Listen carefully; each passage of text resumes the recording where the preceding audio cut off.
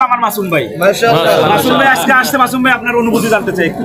আসলে আল্লাহ পাকের শুকরিয়া যে ৮,০০০ একজন ছেলে সারা বিশ্বে কোরআনে জয় করেছে। এই জন্য আমরা ৮,০০০ হিসেবে গর্বিত। আমরা সবসময় আল্লাহ পাকের শুকরিয়া আদায় করি। আমরা ধন্যবাদ জানাই যে আবু রায়হান আরও বেশি করে বাংলাদেশের সুনাম দেশের বাইরে বয়ে আনবে।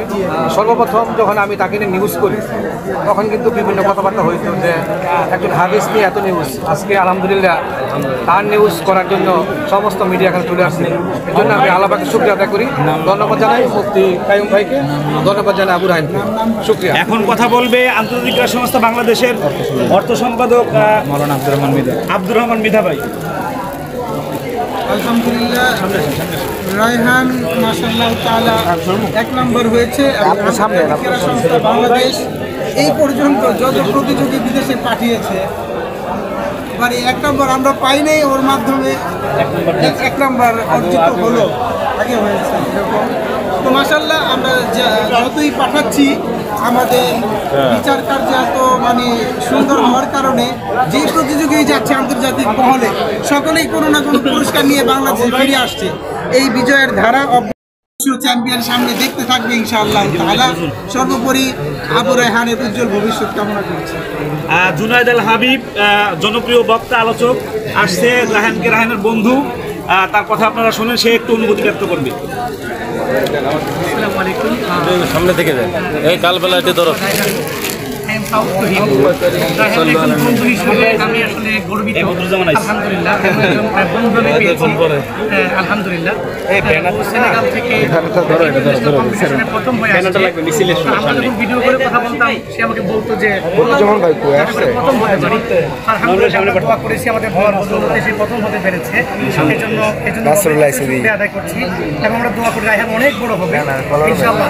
আপনাদের দোয়া নিয়ে অনেক দূর পর্যন্ত অগ্রগামী হবে, বাংলাদেশের পতাকাকে সমুন্নত করবে ইনশাআল্লাহ। বাংলাদেশ বেতারের সম্মানিত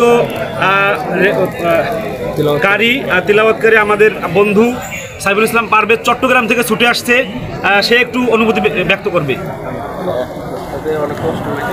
আসসালামু আলাইকুম রহমতুল্লাহি ওয়া বারাকাতুহু। যা বলার তো বলে দিয়েছে। আবু রায়হানকে নিয়ে বলার আর কিছুই নাই, কারণ আগেও বিশ্বজয় করেছে, এবারও বিশ্বজয় করেছে। এই আবু রায়হান হচ্ছে বাংলাদেশের রত্ন, বাংলাদেশের গর্ব। বিশেষ করে যার নাম না বললে নয়, মুফতি আব্দুল কাইয়ুম মোল্লা সাহেব, যে তার যে অবদানটা চেষ্টা সে করেছে, তার হাতে গড়া ছাত্র কারি আবু রায়হান এই পর্যন্ত এসেছে, সারা পৃথিবীর মানুষ তাকে চিনে। এজন্য আবু রায়হানকে ধন্যবাদ জানাই এবং প্রধানমন্ত্রীর কাছে আমরা আকুল আবেদন জানাই যে রাষ্ট্রীয়ভাবে যেন আবু রায়হানকে সংবর্ধনা দেওয়া হয় এবং বিশেষ করে আন্তর্জাতিক ক্রীড়া সংস্থার মহাসচিব সাদ সাহেব এখানে উপস্থিত আছেন, তাকেও ধন্যবাদ জানাই। বদরুজ্জামান ভাই আসছে, আমাদের বদরুজ্জামান ভাই আসছে। বদরুজ্জামান ভাই একটু কথা বলবি। সামনে আসছে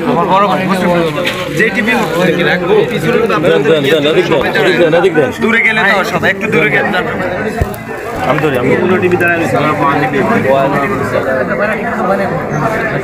বাংলাদেশ আর কোন সেক্টরে এত বিজয় আসে কিনা আমার জানা নাই।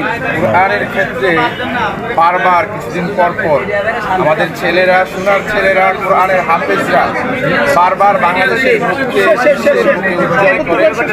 এই জন্য আমরা তাদেরকে ধন্যবাদ জানাই এবং যাদের কারণে আমাদের বাংলাদেশের প্রাণ সবুজের পতাকা সমুন্নত হয়, আমার দাবি থাকবে তাদেরকে যেন আমরা যথাযথ সম্মান প্রদর্শন করি এবং এটা আমাদের নৈতিক দায়িত্ব। আরেকটা দিকে যদি আমরা চিন্তা করি, কুরআন হলো আল্লাহর কালাম।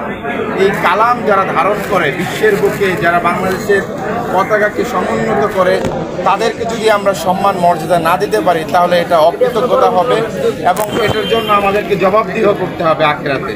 এই জন্য আমি সবার প্রতি বাংলাদেশের সরকার